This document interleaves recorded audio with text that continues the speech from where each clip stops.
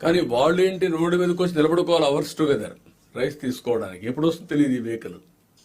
అంటే వాళ్ళ టైం కూడా వేస్ట్. అంత మునుపు వాళ్ళు ఎప్పుడు కావాలంటే అప్పుడు తీసిపోయేది పోయి ఇప్పుడు రివర్స్ చేశారు.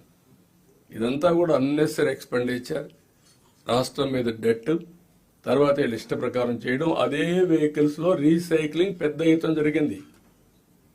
ఇప్పుడే మన వాడు చెప్పినట్టు కాకినాడలో ఒకే ఫ్యామిలీ 3 పొజిషన్లు, civil supplies corporation, rice millers association, MLA, port MLA. Where are we going?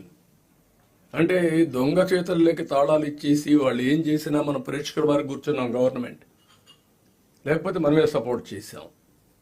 దీంతో క్లియర్గా రైస్ అంతా కూడా స్మగ్లింగ్, రీసైక్లింగ్ జరిగింది. కాబట్టి ఇవన్నీ చాలా లోపాలు ఉన్నాయి. ఇవన్నీ కూడా కరెక్ట్ చేయాల్సిన అవసరం ఉంది. Will correct everything. This is my observation.